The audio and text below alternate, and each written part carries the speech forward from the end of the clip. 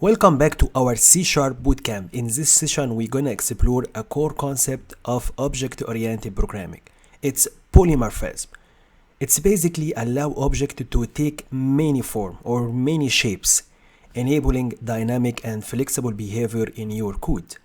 So let's start. What exactly is a polymorphism? Polymorphism literally means many form. In C#, it allows a single interface or method to work with different type. This is gonna make your code more flexible and adaptable. So polymorphism is what makes overriding method, interface, and abstract class so powerful in object-oriented world. It is the ability of a method or object or interface to operate in different ways, depending on the context. So actually, polymorphism have two types in C#, compile time polymorphism, which we call it static, and runtime polymorphism, which we call it dynamic. The first one, we're gonna say it just like achieved through method overloading and operator overloading. And the other one, runtime polymorphism, which we call it dynamic, it's gonna be achieved through method overriding and interface. So we're gonna say compile time polymorphism is resolved during compilation time, while runtime polymorphism happen when your program is running. Let's focus on runtime polymorphism as it's very important for dynamic behavior. And before jumping to advantage and disadvantage of polymorphism, let's first focus on the key component. You're gonna have a virtual method which you're gonna define the base class using the virtual keyword, and that one gonna allow derived classes to override the behavior of this virtual method. Second one, abstract method and classes.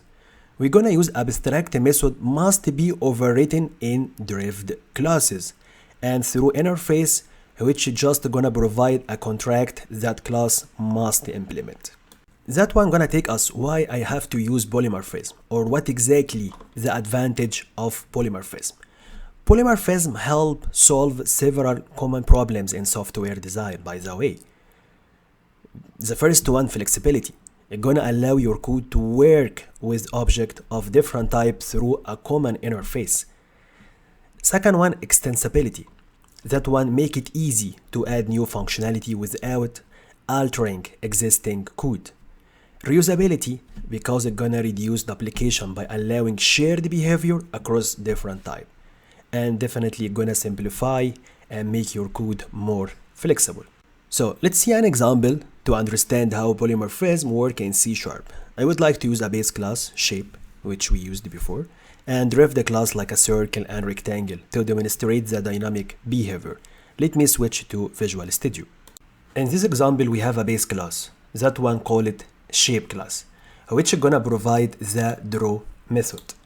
That one act as a virtual method using this keyword, and that means any derived class, in our case, which is gonna be circle, and the other one gonna be rectangle, both of them have to implement or override that method with a different body. So here inside the circle, we added drawing a circle. And inside drawing, we added here drawing a rectangle using the override keyword. That means override the draw method to provide our specific implementation, which we call it polymorphism. And inside the program, here inside the main function, we had a list of shapes. And each and every time we gonna create a new object, one from circle, one from rectangle, and one from the shape class. That one gonna generate a dynamically at runtime. And each time it gonna be generated, it gonna call the appropriate draw method dynamically.